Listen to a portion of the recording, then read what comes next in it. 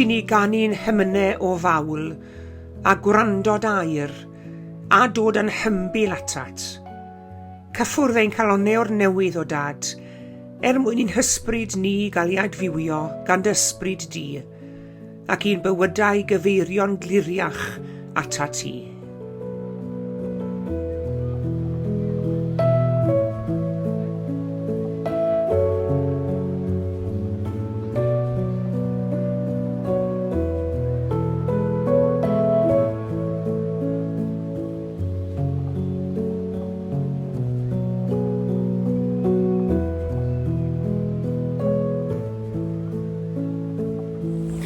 Bore da iawn i chi gyd a chroeso cynnes i'r oedfa. Mae'n ddigon o'r yng Nghaerfyrddin heddi.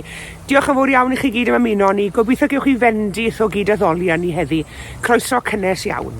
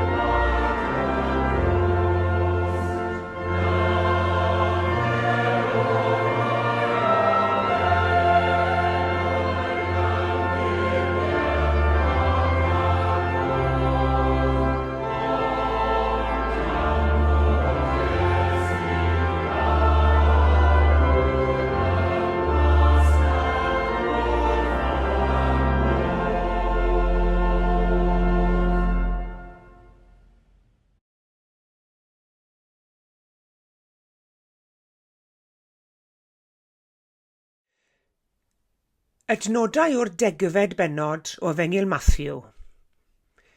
Wedi galw ato i ddeuddeg disgybl, rhoddodd Iesu iddynt awdurdod dros ysbrydion aflan i'w bwrw allan ac i achau pob afiechyd a phob llesgedd. A dyma enwau'r 12 apostol. Yn gyntaf Seimon a elwir Pedr, ac Andreas ei frawd, ac Iago fab Zebedeus, ac Ioan ei frawd, Philip a Bartholomeus, Thomas a Matthew'r casglwr trethi, Iago fab Alffeus a Thadeus, Seimon y Selot a Judas Iscariot, yr un a'i bradychodd ef. Y mae'r sawl sy'n eich derbyn chwi yn fy nerbyn ni, a'r sawl sy'n fy nerbyn ni yn derbyn yr hwn am hanfonodd i, meddai Iesu. Pwy bynnag sy'n derbyn proffwyd am ei fod yn broffwyd, fe gaiff wobr y proffwyd. A phwy bynnag sy'n derbyn un cyfiawn am ei fod yn un cyfiawn, fe gaiff wobr un cyfiawn. A phwy bynnag arwydd gymaint o chwpaned o ddŵr oer i un o'r rhai bychain hyn, am ei fod yn ddisgybl, yn wir, rwy'n dweud wrthych, ni chyll ei wobr.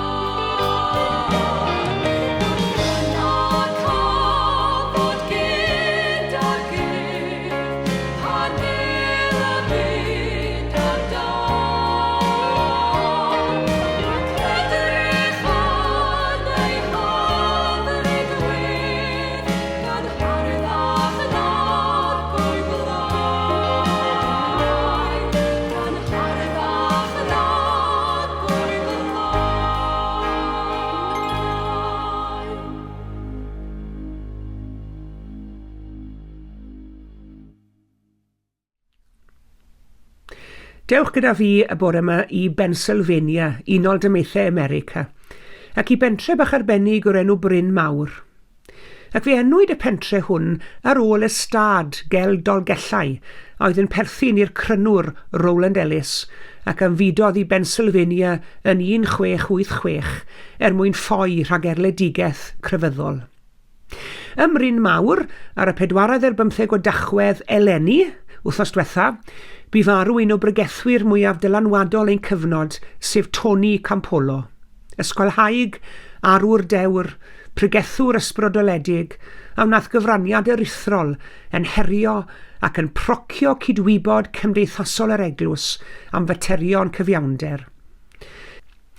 Yn fwyaf adnabyddus am ei safbwyntiau blaengar o fewn y gymuned Gristnogol, roedd Campolo neu reolwr angerddol dros yr rhai ymylol a difreintiedig, gan gefuno mewn welediadau diwynyddol dwfn a galwad gref am weithredu cymdeithasol. Yn lais blaenllaw i'r rhai oedd yn credu dyle ffydd ymwneud â mwy nac addoli yn unig, a dyle hefyd ysbrydoli gweithredu, i fod yn ein hannog ni i wneud ac i roi.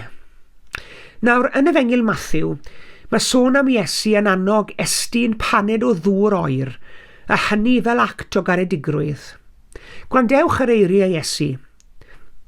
A phwy bynnag a rydd gymaint a chwpanaid o ddŵr oer i un o'r rhai bychain hyn, am i fod yn ddisgybl, yn wir, rwy'n dweud wrthych, ni chyll i wobr. Estyn rhywbeth mor fach a chwpaned o ddŵr o'r, un weithred fach o garedigrwydd fel disgyblion i'r arglwydd Iesu Grist. Mae ysbryd ewyllus da ac ysbryd caredigrwydd wrth wraidd y ffydd Gristnogol. Rhoi. Mae Duw yn un sydd yn rhoi. Canis felly y carodd Duw y byd fel yr rhoiodd unig yn edig fab. Ac os yw Duw yn medru rhoi rhywbeth mor anferthol o fawr a'i fab ei hun i farw droson ni, os yw Duw yn gallu rhoi'r cyfan ein mwyn ni, y peth lleiaf y gallwn ni wneud mewn ymateb i'r rhoi Duw yw meithrin ysbryd rhoi yn ein bywydau ni bob un. ysbryd caredigrwydd ac ysbryd ewyllus da yw calon y ffydd Gristnogol. Cofiwch taw ein gweld ni yn gyntaf y bobl yn gwneud, ac nid ein clywed ni. Ein gweld ni, gweld y ffordd i ni'n byw, gweld y ffordd i ni'n ymddwyn, y pethau rydyn ni'n ei gwneud, y cymwynasau rydyn ni'n ei cyflawni, ein gweld ni yma'r bobl sydd yn hamgylch ni heddi. A hyd yn oed os i ni'n trio dweud, mae'r geiriau'n aml yn mynd dros ben yr helyw o bobl. Ond mae'r hyn rydyn ni yn ei wneud yn creu argraff ac yn aros yn y cof. Mae'r gwneud yn creu mwy o argraff na'r dweud.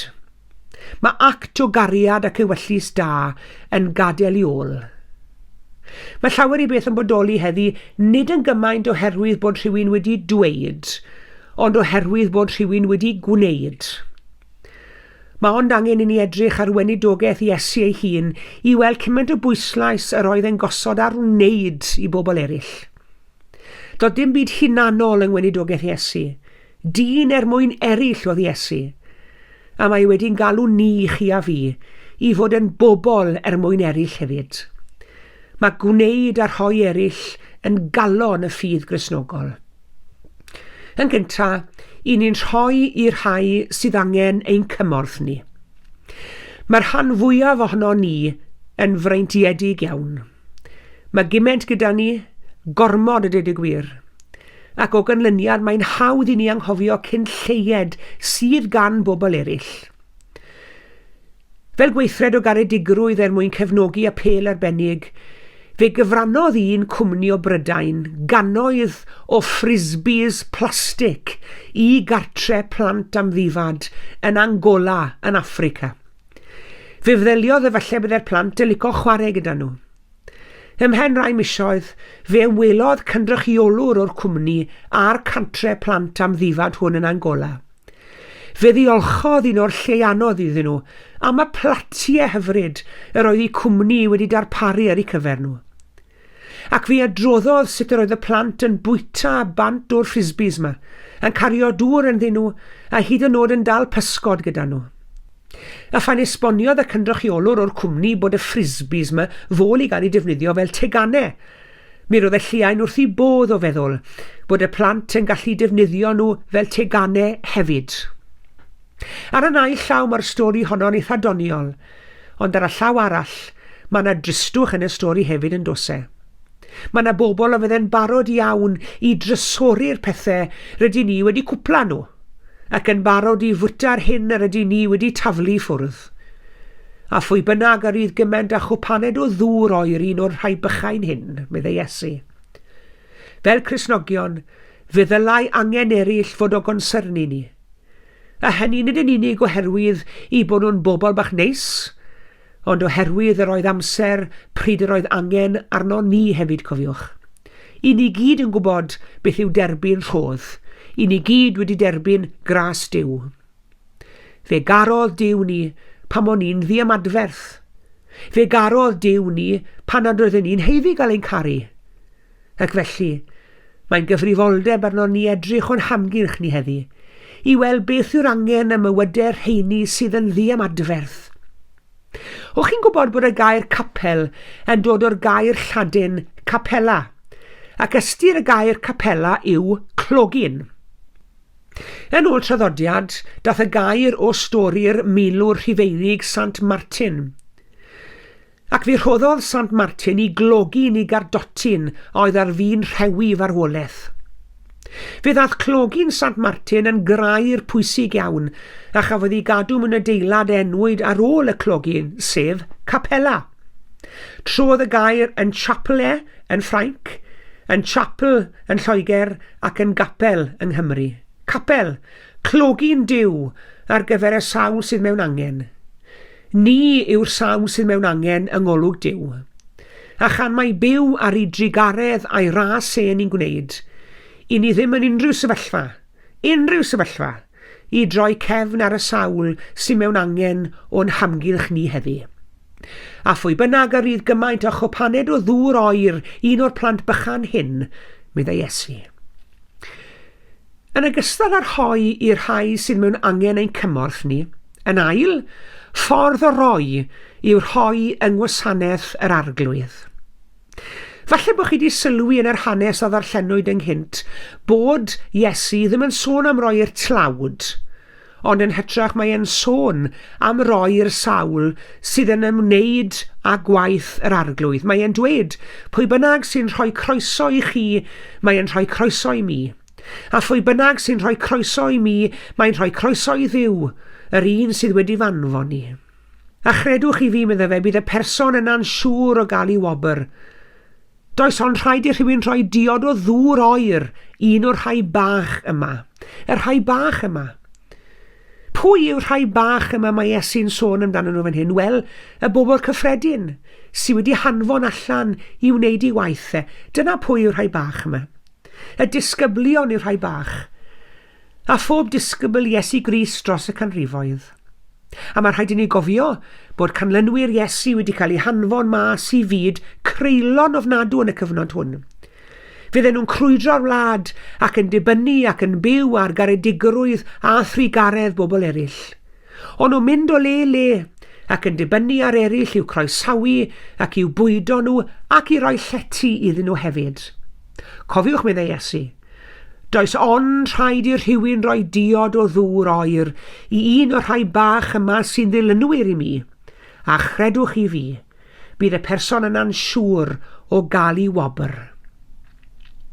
Fel gweinidog, dydw i byth yn ymddiheurio dros ofyn i'm heglwysi i gefnogi gwaith Iesu Grist. Yn wir, dyma'n fraint mwyaf ni, dyma'r fraint mwyaf gallwn ni gael. Wedi'r cwbl, smon i byth yn gwybod pa ddaioni all ddod mas o'r weithred lleiaf o garedigrwydd. Un tyn o pha pob i'r banc bwyd, un anrheg fechan i'r apel anrhegion y dewlig lleol, un amlen goch i gymorth Cristnogol, un peth bach. Yn wir, un cwpaned bach o ddŵr yn enw Iesu Grist ac yn enw'r eglwys i gwrdd ac angen un person. A chredwch fi, meddai Iesu, bydd y person yna'n siŵr o gael ei wobr. A mae hynny yn dod â ni'n deudi at y trydydd peth wy am nodi heddi. Nid yw'r un rhodd fyth yn ofer. Mae'r rhai yn ofni'r rhoi yn dos e.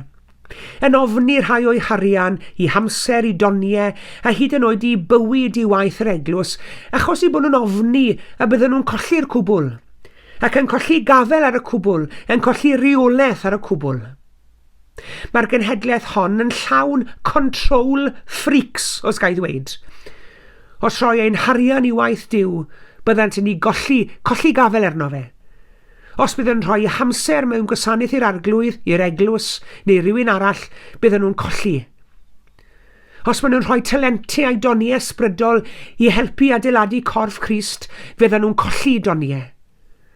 Os ydyn nhw'n rhoi eu hunain yn llwyr i Dduw, bydden nhw'n colli'r unig beth maen nhw'n ei berchen, sef i bywyd ei hun. Wel, yn anffodus, dyw pobl fel yna just ddim yn deall economi yr arglwydd. Dydyn nhw ddim yn deall bod Duw yn gweithio i'r gwrthwyneb. Mae Duw yn dweud y bydd yn rhoi yn ôl i ni yr hyn yr ydy ni yn ei rhoi yn y lle cynta. Fyddwn ni'n derbyn wrth i ni rhoi. Mae yna ganlyniadau i'r rhoi y mywyder sawl sy'n derbyn, ond i ni yn rhoddwyr yn derbyn hefyd, cofiwch. Yn derbyn cymeradwyaeth Dduw. Yn gwneud wrth fodd yr arglwydd, yn ei fyddhau ewyllus Iesu Grist, ac mae hynny yn ei hunain yn brofiad bendithiol tu hwnt. A dyna'r hyn mae Iesu'n dweud wrthon ni am baned o ddŵr oer fan hyn. Rhoi yw calon y ffydd Gristnogol. Duw yn rhoi ein mwyn ni, a ni yn rhoi mwyn eraill. Rhoi i'r sawl sydd mewn angen. Rhoi yng ngwasanaeth yr arglwydd. Ac nid yw'r un rhodd yn cael ei rhoi yn ofer. Mae'r hyn yr ydyn yn ei roi yn cael ei roi yn ôl i ni, dro ar ôl tro ar ôl tro. Mae Duw yn addo hynny, ac smo Duw byth yn mynd nôl ar iair. Amen.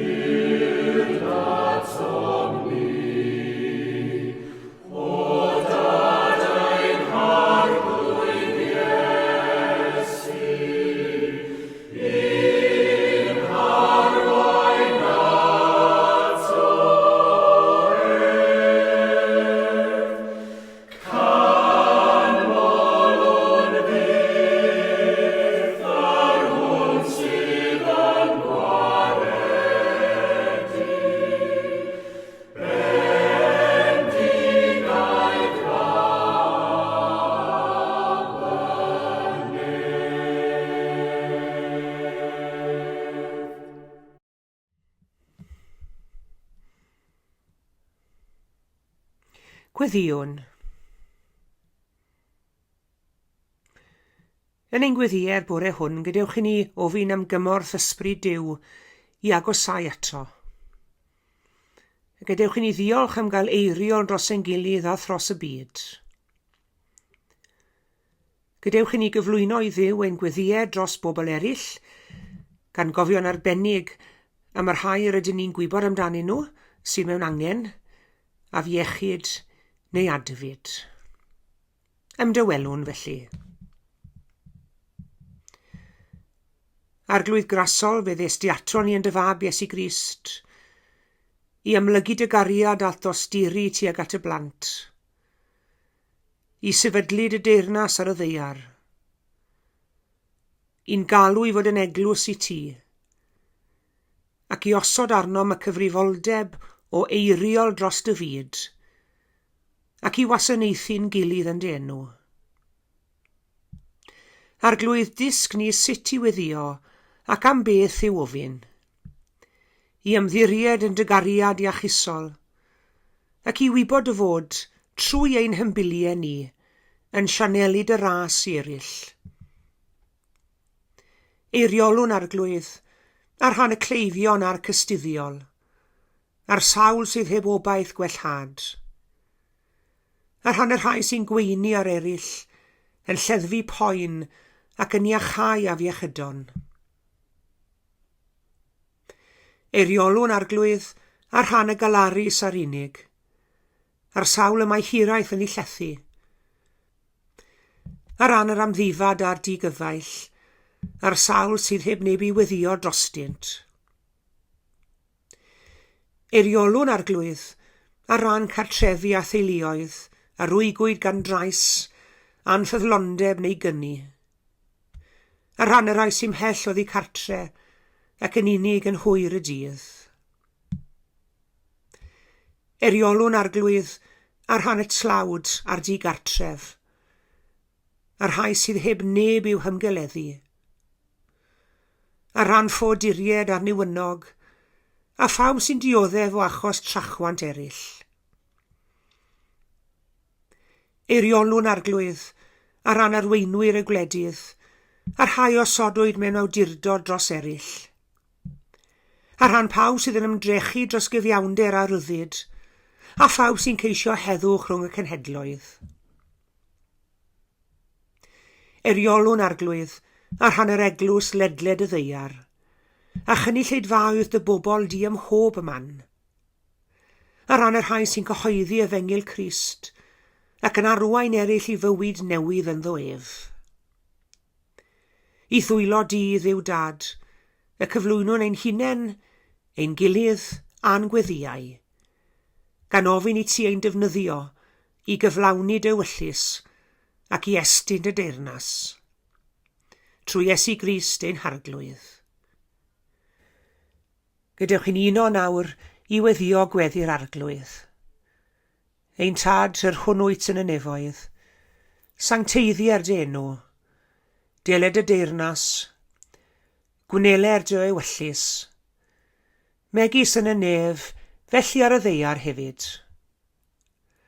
Dy roi ni heddiw ein bara beunyddiol, a madda i ni ein dyledion, fel y myddeiw nina i un dyledwyr, ac nac arwain ni brofedigaeth, eithyr gwared ni'r rhag drwg, can yn seiddo ti yw'r deyrnas, a'r nerth a'r gogoniant, yn oes oesoedd. Amen.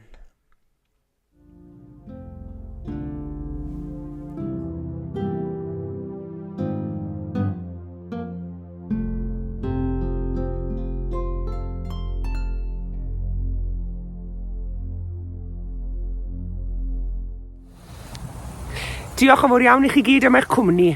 Tan y Sul nesaf, cadwch yn ddiogel ac yn iach ac yn gynnes, a gras ein harglwydd Iesu Grist a chariad Duw a chymdeithas yr ysbryd glân, a fyddo gyda ni oll. Amen.